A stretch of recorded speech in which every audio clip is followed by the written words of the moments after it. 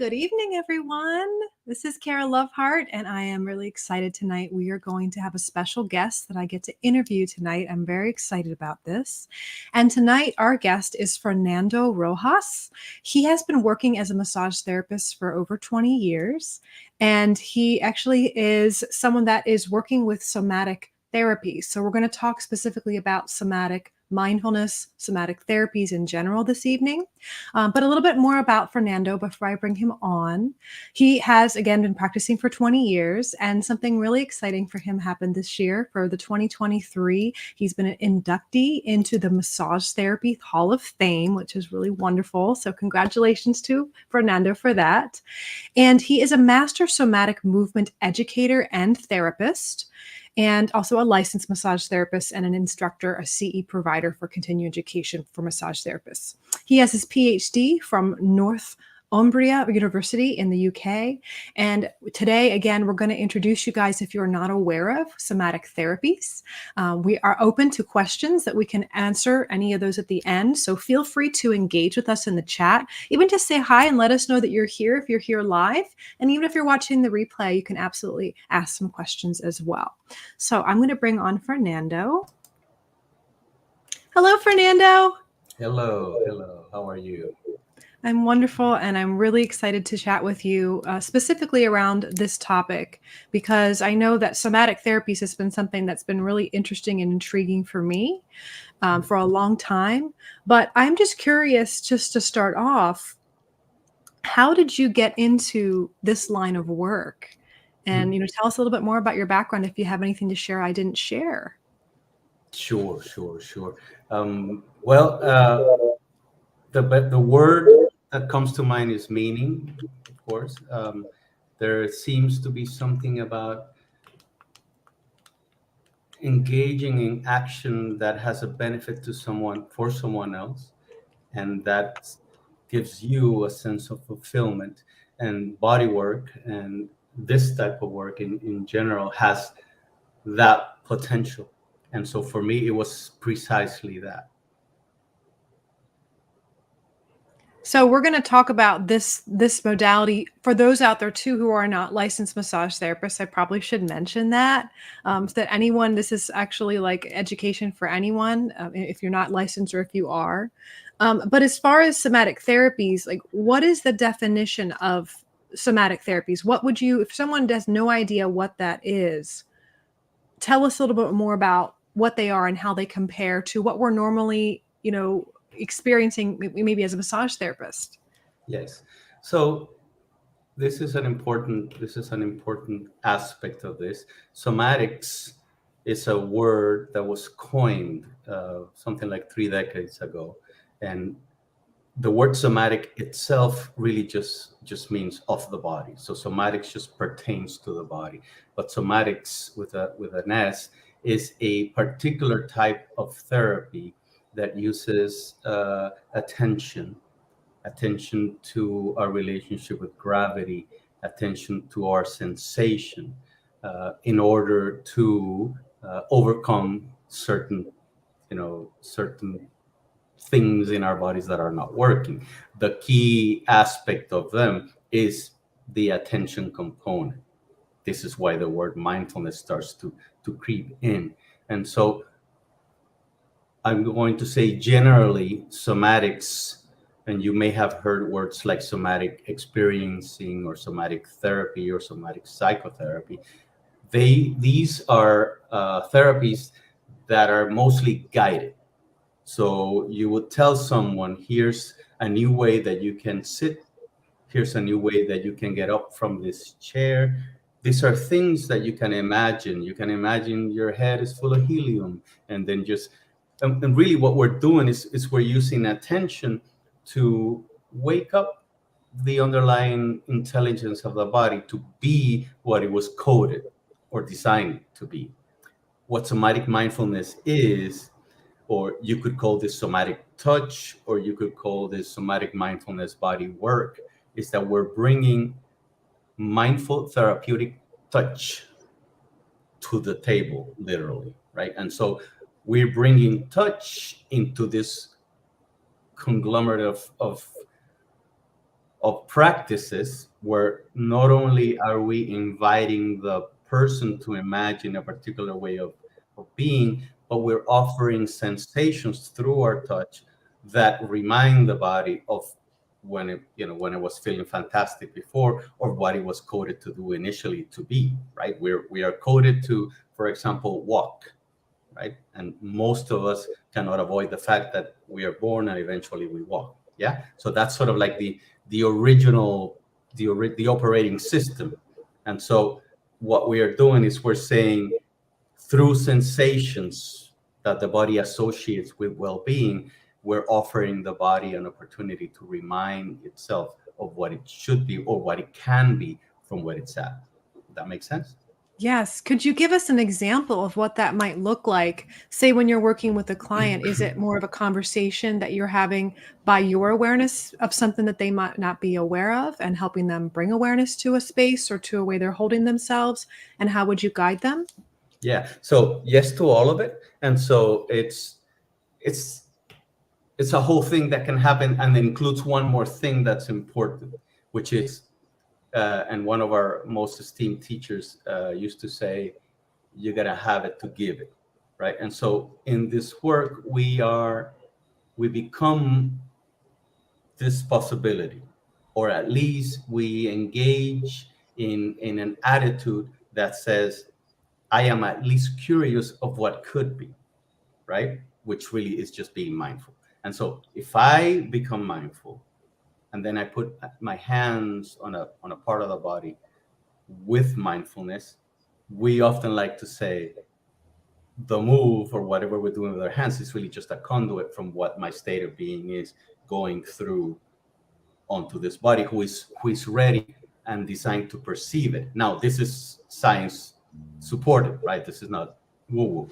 And so how might that look like? Well, yes, it could be by some conversation, but what we focus on in somatic mindfulness is really actual moves. And so we have this conversation with the subconscious, right? The subconscious aspect of the body, which you could say, if learning to walk is sort of like the operating system, the subconscious is like Microsoft Word working on this on the operating system, which is really all the experiences that we gather. Our body becomes a template to that, because what the subconscious does is that it records all of our experiences, so that we can automatically survive really in whichever environment we're in. And so with our moves, with our hands, we're offering sensations that remind the body of what it can be, so that, for example, if a body is holding the experience of having been chased by a tiger, yeah, and and so they survive, and that experience, those of us who are conscious tend to keep, and we keep reliving it, yeah, which is really, you could say that trauma and PTSD and some of these diagnoses are really a big expression of that. So what we're saying to this body is, hey, yes, you had that experience, but here's this new experience, or not a new experience, but an experience that your body is going to recognize, that is in contrast to that experience, so that the body can then place itself in time and space, so that it's not that the other experience gets forgotten, but the other experience is not happening. And so the body does not go into an automatic reaction when a trigger shows up. Make sense? It absolutely does. Yeah. I find a lot of the work in with trauma, and with some of the psychotherapists that we work with who specifically work with trauma, we've had a lot of conversations around how powerful somatic based therapies are in conjunction with talk therapy, because the body, like you're saying, the body's remembering, and it's sometimes people are trying to talk their way out of it, and it only sometimes gets them so far when it comes to healing. Yeah. And that and that's why I'm so excited that you're going to be coming to work with us at Firefly to teach this, because I think there is a level of that awareness and being able to shift the body back and giving it that cue, that I'm really curious about how that works. And this is something that this modality that you teach can be worked with yourself. It doesn't have to be something that you have to be a licensed practitioner or a massage therapist that would be working with someone else. Could you tell us more about how that would work with, if someone is a therapist, what they will learn, and if they are not, how they can utilize it in their own home use? Sure. In fact, we have there's an aspect of this work which is really important, which is empowering our clients with the possibility of bringing this with them. And so there's a seminal book called The Body Keeps the Score. I'm sure everybody who works with trauma has heard of it. And really, I'm going to give a very, very basic summary of it, but basically what it says is we offer the body new experiences, right? Because if the body keeps the score and we offer it a new experience, then there's a contrast that happens in there, and the body then can at least has the options to choose, right? I can choose. When you bring consciousness, when you bring attention into it, the body can choose whether to go into the usual, which is reminding myself that the boss is unfair to me, and so I feel it right here, right?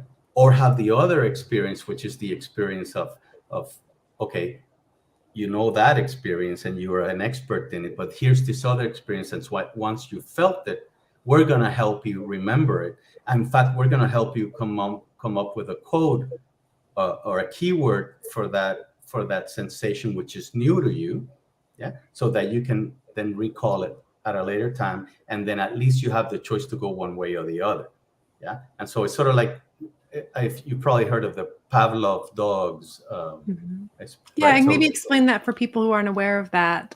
Sure. So you can train, and in the experiment, it's you give the dog a treat, and then you ring a bell, and so the dog begins to associate the ringing of the bell with the treat, and so the dog will start to salivate or slobber when he hears the bell. So the body, what we're doing really is just playing with our subconscious. We're not saying the subconscious is a bad thing. We're saying we're going there, and we're going to use the intelligence that is already there in order to play with it so that we can use it to our advantage. And so we use a keyword so that the body can remember the new sensation that it felt.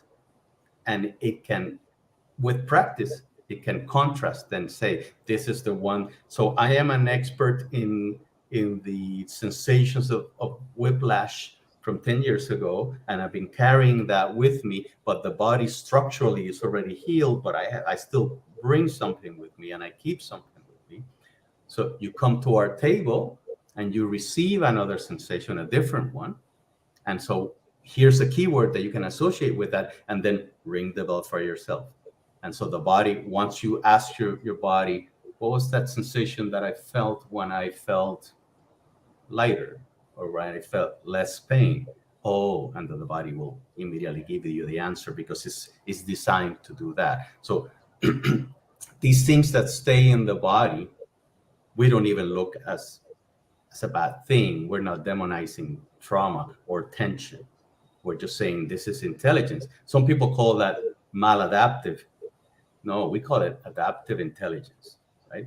It is the way that the body works, and it is a very intelligent way for the body to work. And with consciousness and with attention, we can go into that intelligence and say, okay, here's the tiger following you, but it's no longer following you. And if I can convince you of that, here's the keyword where you can remember that the tiger is not actually following you. And so I'm really grateful that you're taking away the shame. There's shame that's associated with that if you call it maladaptive, if you're saying that I'm supposed to be different, even though, what you're saying is the subconscious is doing exactly what it needs to do. Yes, it is. As an intelligent system to protect you. And I love that perspective, because I think some people do feel this sense of, I should be able to control my subconscious, or this shame trigger when they are in a space where they don't want to be. And I think that resistance creates more resistance. Correct. Because you stay in the cycle. Anything that the inner conversation that you're having with your body is what the body is going to respond to, right? And so we're not saying this is bad. We're just saying here's another option, Yeah. right? And which is a different thing from saying I need to get rid of this thing, right? There is no such thing of getting rid of anything, right? All of the experiences in our life, they stay with us, yeah. And so what we do is we say here there's more, and here it is here. So it's a gift, yeah.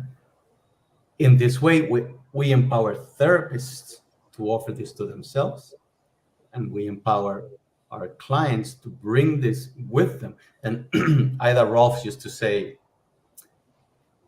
more or less in these words, that our mission as body workers is to make ourselves obsolete by really empowering our clients to Yeah. be able to get this for themselves and wake up this intelligence, from the inside out by themselves.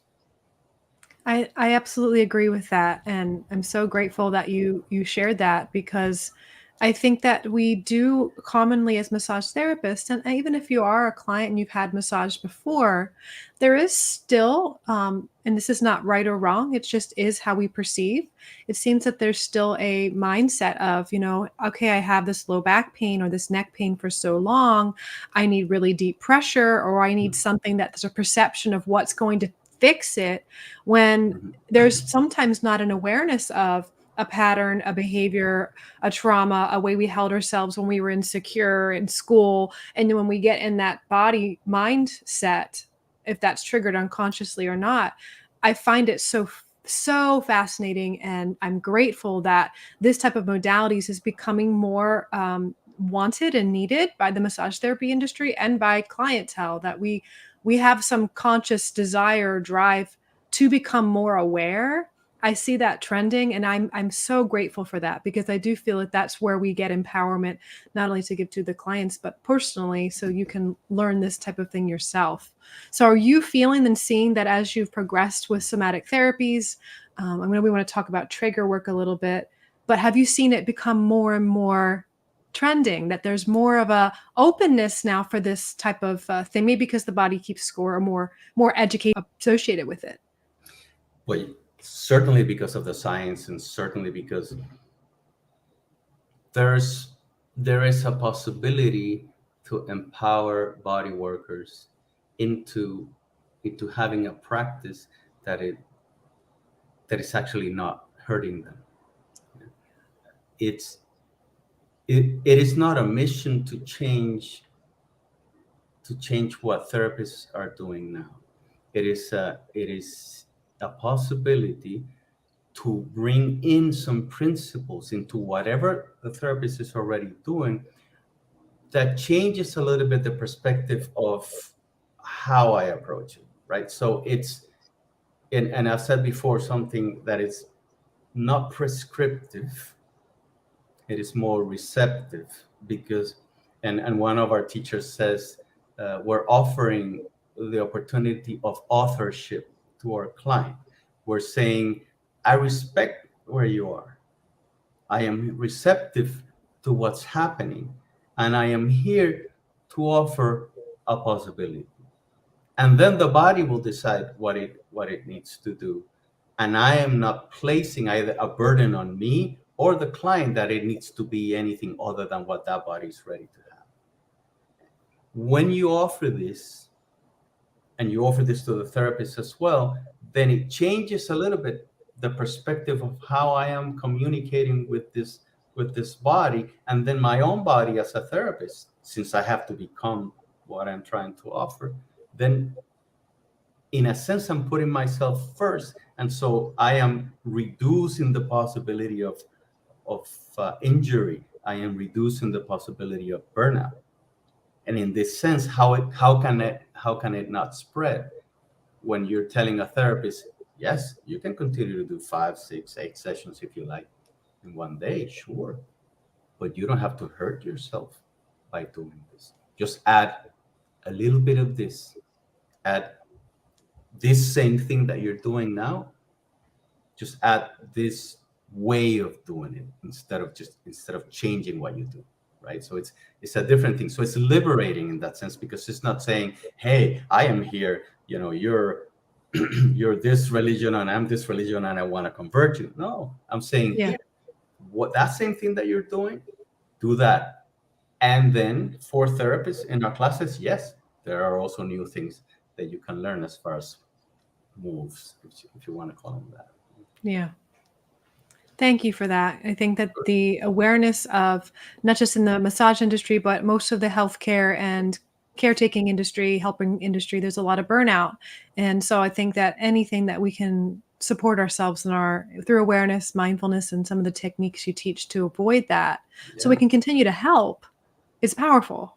Yes. So And the beauty of this is that there is science that is, there's 45 years of straight up conventional science supporting mindfulness and mindfulness application as, you know, things that will offer our clients and ourselves actual health, actual benefits, actual things that are tangible, measurable, right? By science, supported by science. I had a question the other day in another, it was a webinar, and someone, I was talking I was going a little deeper into what this work is and the theory of it is. And someone said, how do you put love on a soap note?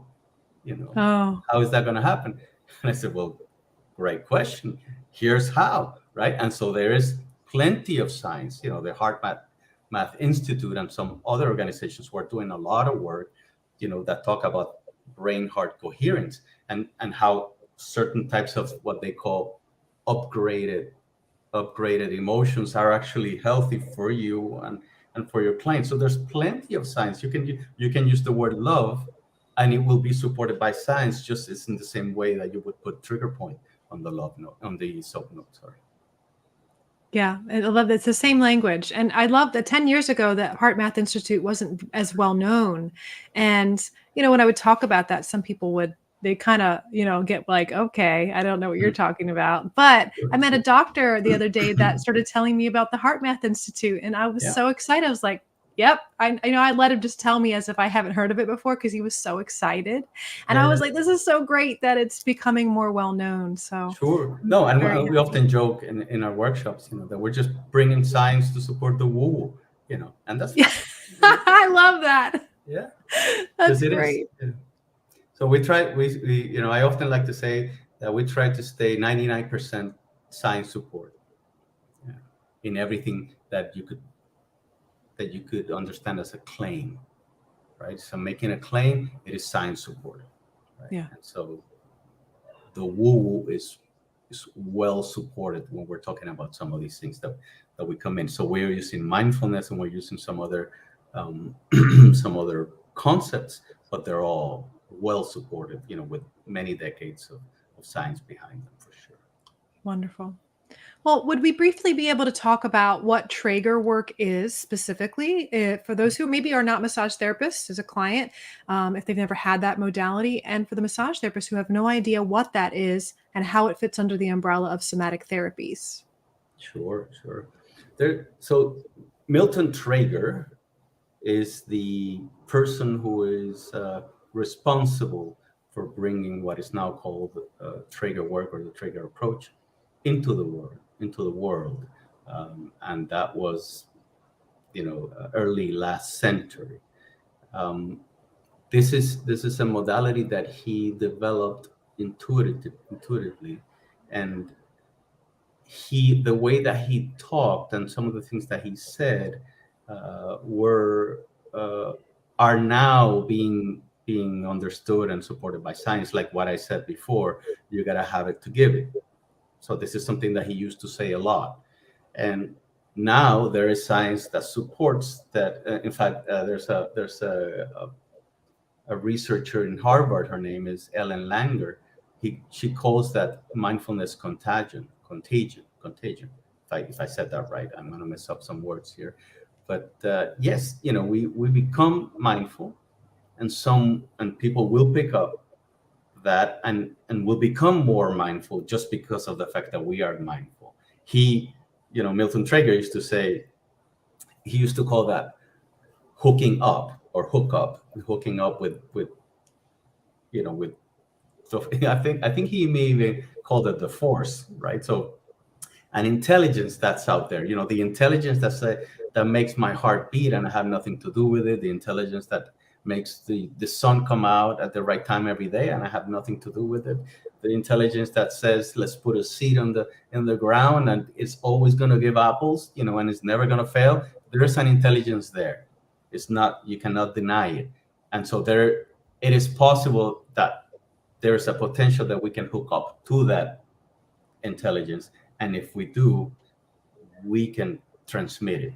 In fact, it gets transmitted. It's not an option. And one of the exercises that we do in our classes that is not optional is an exercise playing with that, playing with what we call this transmission of our state of being into another body. And so Traeger work, you asked me about Traeger work. So Traeger work is a modality that dances in between somatics and body work, because in Traeger work there are actual moves where you go onto the table, and there's passive things that are happening with parts of the body, but there are also a lot of there's a lot of guided, self-guided, and guided by someone else, um, ways of engaging with gravity that pertain more specifically to the somatic experiencing type of therapy. So it's sort of like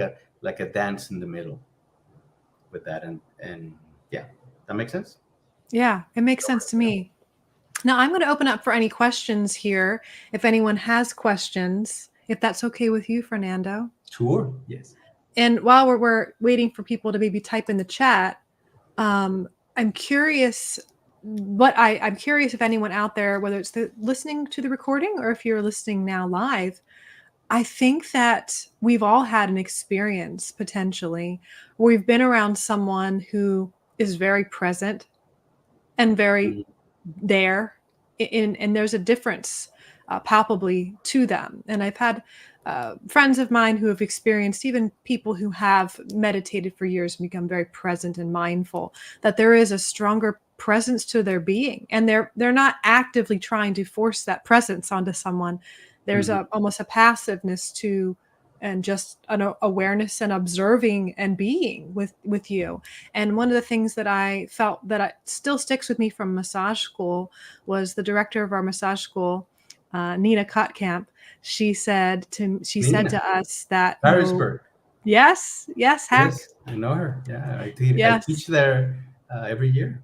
yes. It's well, I'm biased, but it's my favorite school.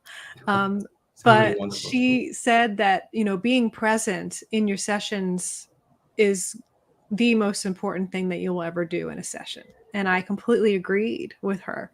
So, yeah. So the question we have here so far, do you ever travel to Florida to teach somatic mindfulness? Mm. I have had conversations with some with some people and with some schools there.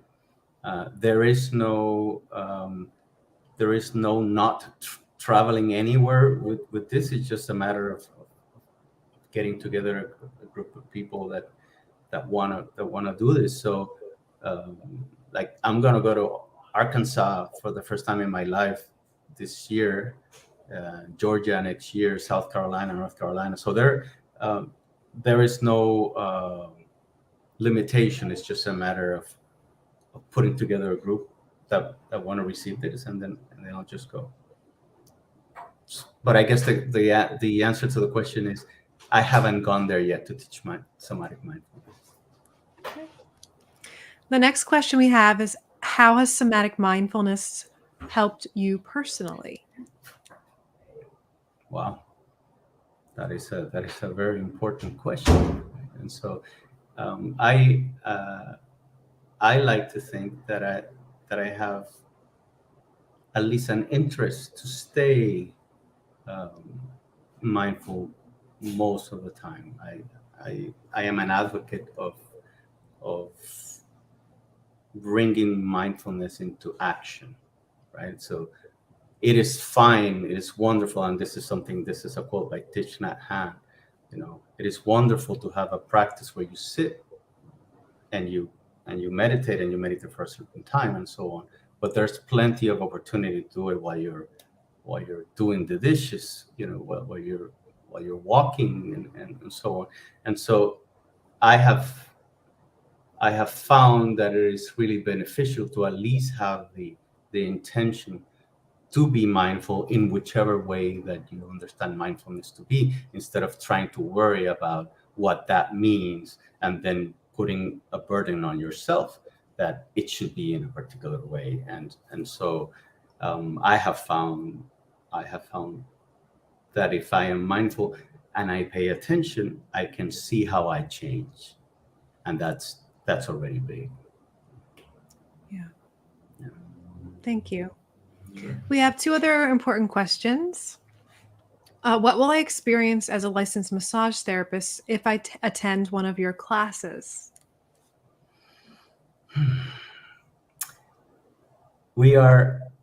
These classes are designed, or at least have the intention for a tangible takeaway to happen. And so experiencing this, and really being able to put into words something that you felt, is going to be really important. And so there will be theory that will be presented in language, but the most important thing is going to be to feel this and to see, and like I said before to you, off the air, is I often say, humor me, like, try this, and then let's just see what happens. And so you can expect to really get to understand the value of what this can do for you and for your practice, because you will have had experienced it early in the workshop. Wonderful. The next question then is, are there more than one class that you offer? Is there more than one class that you offer? So we Yes. have one on the schedule that we have. Is there a series of classes, and how do they differ? Yeah, I don't have them as a series. I have them as themes. So Okay. I don't have prerequisites. What we do is, um, so if when we engage with a part of the body in this way, this part of the body is going to become the best version of itself that it can be. And so I have four themes: connection, grounding, radiance, and expansion. And this is really a word to maybe describe the quality of, of the benefit that you will get when we engage with those parts of the body. So if I am engaging with the rib cage, and the shoulders, and the back, then maybe expansion, because the body is designed to, for the sternum to be looking towards the sky, and I don't have to force it to go there. I just need to talk to it, right? And so when we are in all of our different classes, since we can't just take all of the body in just 2 days, what I do is I focus more on certain parts of the body on different classes, but it's all the same principles. Basically, what we're doing is we're talking to the body, and so the parts of the body that we're talking to, they themselves will become the best version of themselves that they can. Thank you. Thank you for that question. We appreciate that. Well, is there anything else you want to share for tonight? I really appreciate you coming on, and this is wonderful conversation. If you are a body worker, I just want to let you know that what you're doing is important. Keep doing it. It's going to, bring a lot of satisfaction to you, but it's definitely changing many lives and changing the world. And so hopefully, there's a lot of good that we can do with our hands, and keep on keep on doing it, please. Thank you. And we'll put some information too for all of you in the show notes or in the description of this recording. If you want to learn more about Fernando and follow him, find him on his website and look for some of his upcoming classes and courses. You can go on there. And you can also look on Firefly Hollow Wellness's website for upcoming courses with Fernando as well. But we appreciate you guys all being here. Thank you again, Fernando. And be well until next time, my friends. Be well. Bye. Bye-bye.